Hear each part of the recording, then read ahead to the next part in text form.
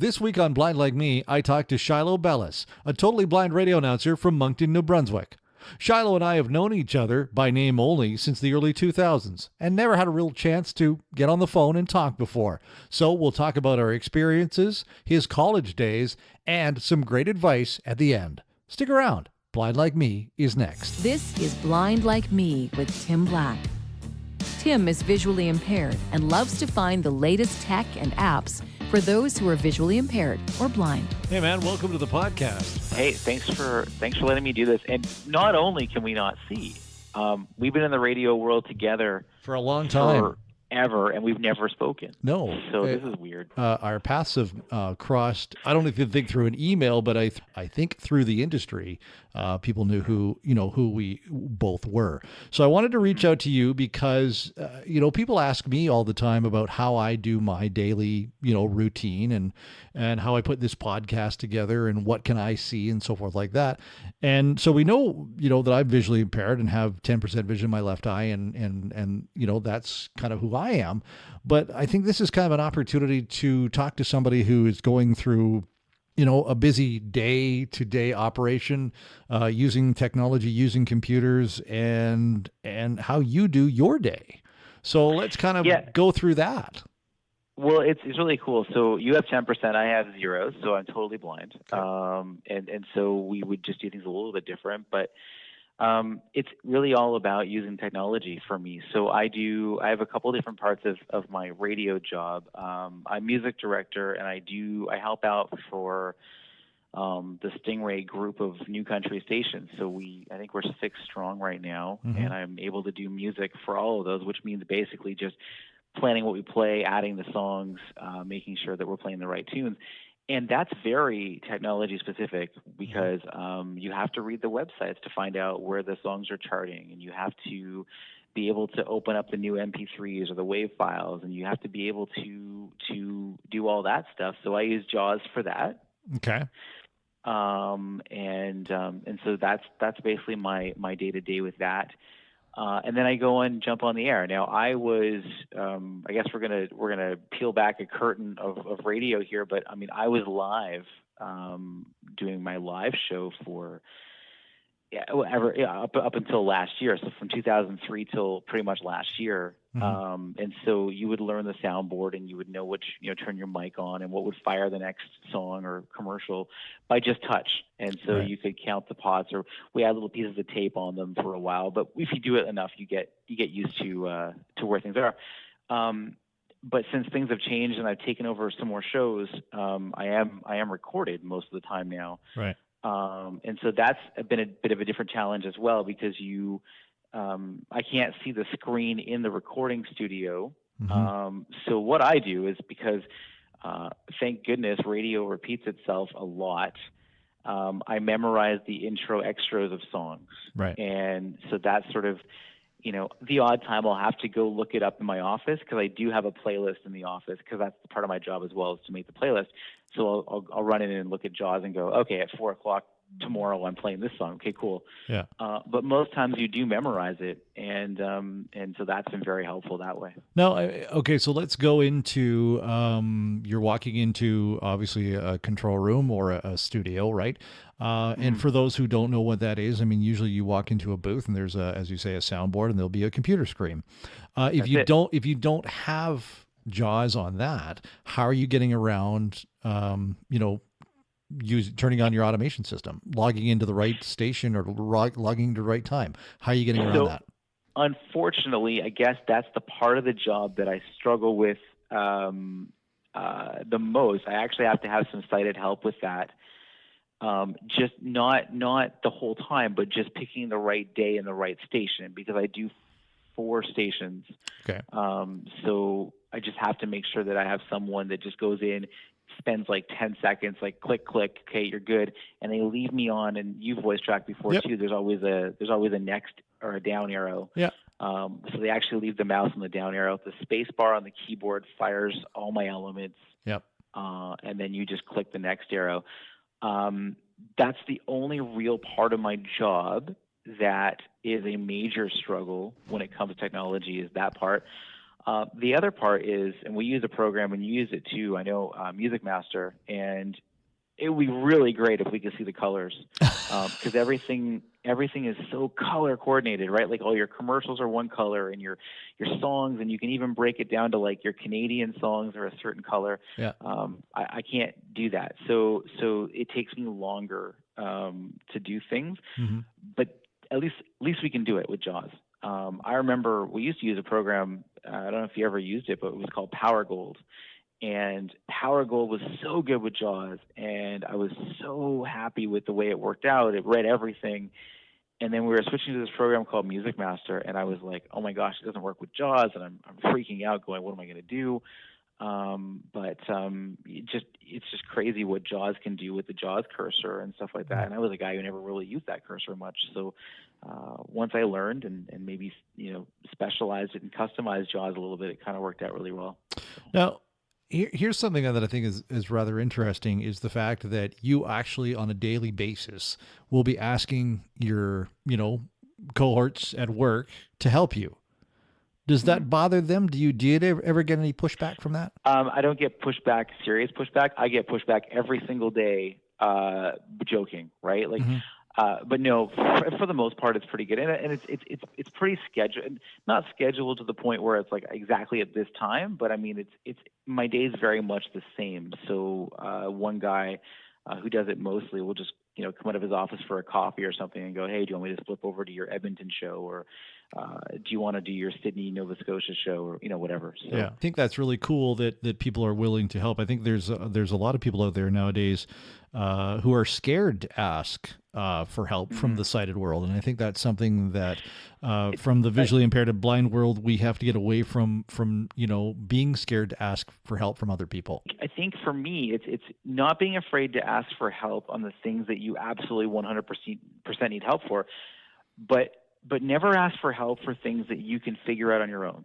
So I really gone in with the attitude, like, I'm going to do 95% of everything, and I'm going to learn it, and we're going to figure this out. I'm not going to come in with, when I first started, I didn't come in with any demands. I didn't say, hey, you need to make this work. It's like, we will make this work together. So when I do have to ask for help for like the 2 or 3% of my job, it's not so bad. But I think if you go in without any answers and you're always asking for help, then I think that can be problematic too. Technology is so important in our world, and that's kind of what this podcast is a little bit about. If you were to give somebody who is listening to this cast today, and maybe they're thinking about jumping into a world that, may involve technology, should they be scared of it? You shouldn't be afraid of it. You should embrace it, and you should find unique ways of making it work. And you should ask people who have done it before, whatever business you're getting into. You don't need to reinvent everything for yourself. You can customize it once you know. I mean, I do things different than another blind person would in radio. But I think there are people who have done the job before, and so that's worked out really well. And I think try to stay on top of it. I guess try to stay on top of how technology is going to change and make your life easier. Because has there ever been a better time to be a blind person?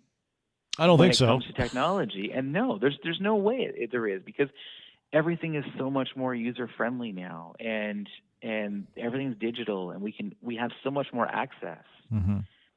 I mean, I can't imagine doing my job with reel to reel.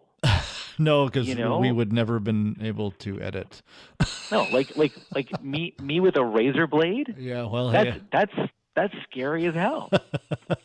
When I went to college, so what people, I guess, the old cart machines were like, they were cartridges, and so like the 8-track. Your commercial would come on one, or like an 8-track, and so your individual songs or whatever. And we had 4 carts, and I tried to because at that point you had to put Braille on them. I tried to Braille all the carts, and so many times I would be like, I would put stuff in the cart machine and have no idea what I was playing. I mean, it was only college, so it didn't matter. But no. You know what though? That I just call it variety. That's what I would say. It was just a variety. Now here let's talk about the college experience for you, because so somebody's listening to this today. Maybe they're vision impaired, maybe they're blind. They want to get into the radio world. They think, hey, this is kind of a cool thing, much like obviously both you and I did. What was your experience in college like? I had a decent experience in college. I had to, and I'm so grateful for it now. But at the beginning, it was a little bit weird because I had to prove myself a lot. And coming from someone from high school and stuff, where you didn't have to necessarily prove yourself because you were there no matter what. I had a lot of questions to answer to my instructors. Can Shilo do this? Is the technology going to work out? And there was some stuff that was really tough. Like, I am not a producer. I couldn't produce a commercial if you paid me $1,000 or more. I'm not good at that. So in college, it was finding a workaround of that. But college was good because if you have the answers or you work together to find the answers, then when you actually get into the real world and you actually get working, then you're not going to be astonished by all the questions. So I really thank my instructors. I probably didn't at the time so much because I felt like I was always sort of having to just to be better, and now I love it because I'm able to look back at that and go, hey, that really trained me for what I was doing.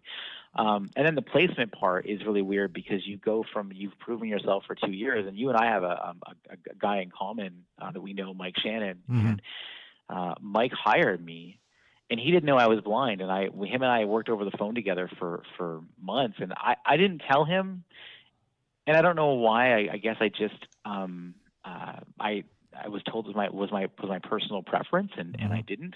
And so then when we met the first time, he was shocked that I couldn't see because I had been sending him tape, and we had been critiquing my show, and I've been been working with him for a couple months over the phone.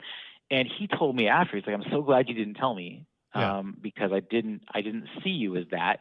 I just saw you as a regular person, and I don't know if I would have saw you different, but I didn't have a chance to. And so that was really good for me because it meant that, hey, I did something right, that we were able to start on equal footing. And Mike was so instrumental. He gave me my placement. And then obviously must have learned about me because the first week of my placement, he actually moved out to Edmonton. I didn't take it personal though. No, not at all. Maybe a little. Maybe. No, not at all.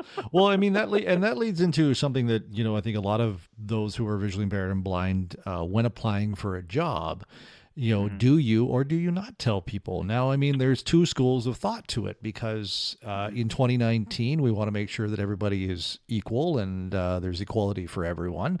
But I think I sit on the side of the fence that I'm going to tell somebody that I'm blind. I'm going to tell them I have a disability. Yeah. And I don't think there's anything wrong with that.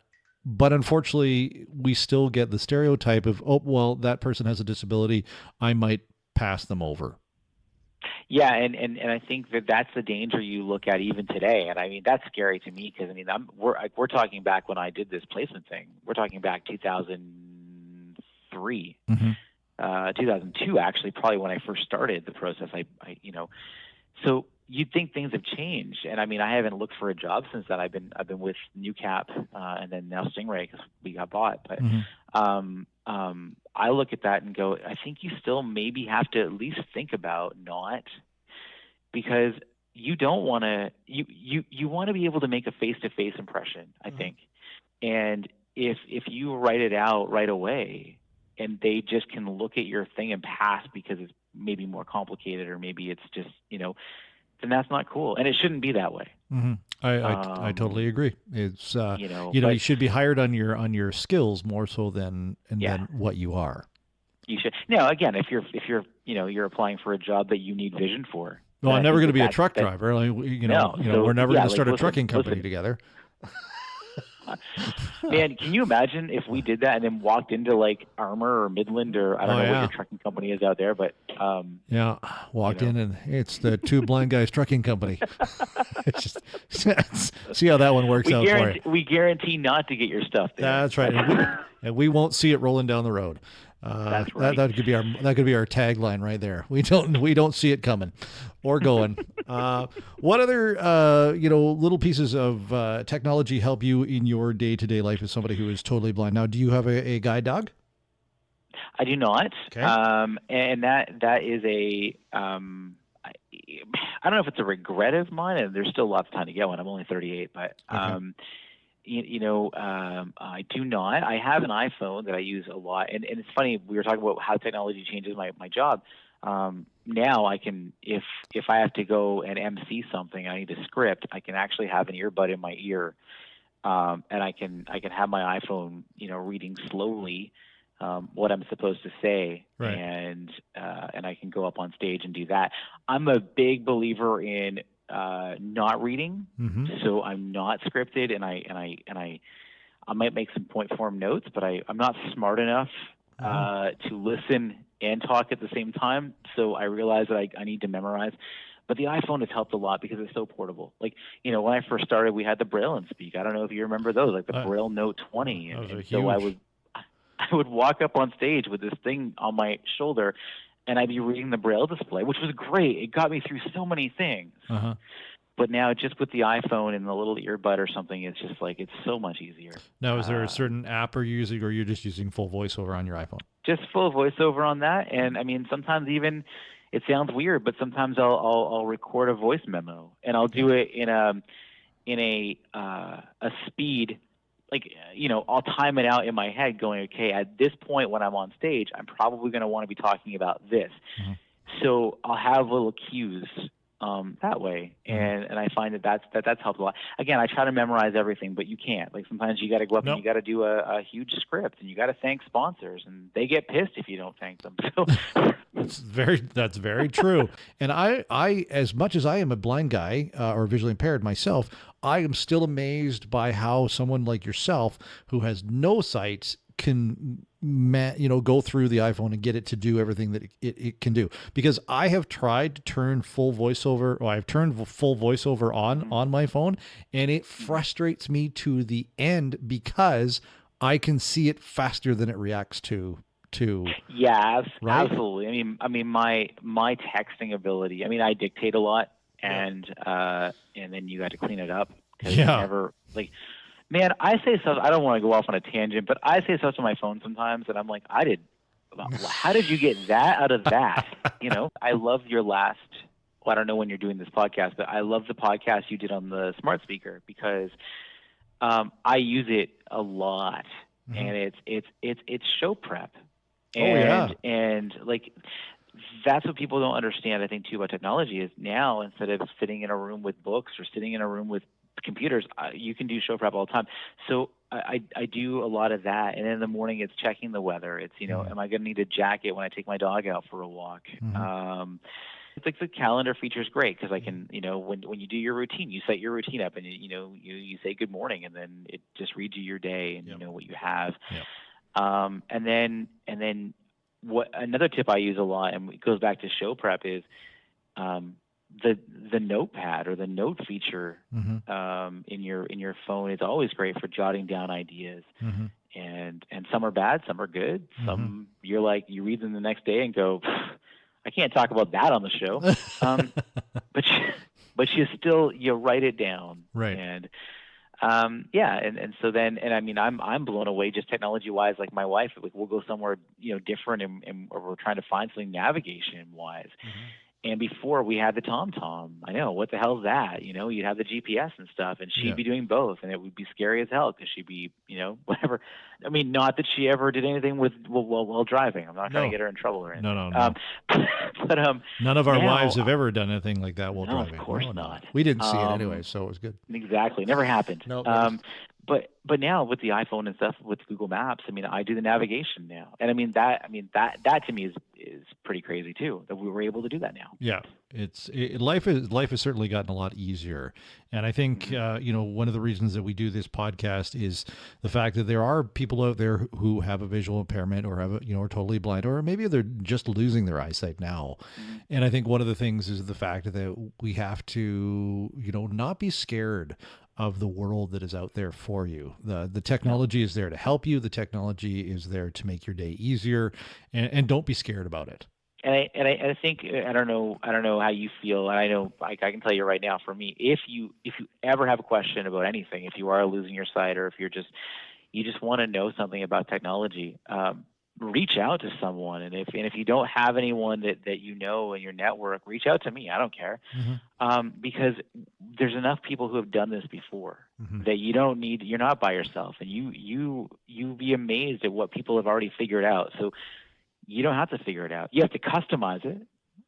But, if you're literally going through something right now, you're like, man, I'm doing this in my job and I don't know how I'm going to get it done. Send someone a note. Send me a note. Ask. That's the biggest thing that we can always say is ask for help, and don't be scared to ask for help. Shilo, it has been a pleasure chatting with you. Finally, we got to talk. Man, I'd love to have you back on this show and talk more. But again, great pieces of advice that you've passed on to people, and thanks very much for spending some time with us. Dude, thanks for letting me know. I'm going to go play radio. So we'll talk to you later. Have fun with that, man. Thanks for listening to Blind Like Me with Tim Black. If you have an app or product that can help make a blind person's day easier and you'd like it featured, contact Tim at blindlikeme@outlook.com or find us on Facebook.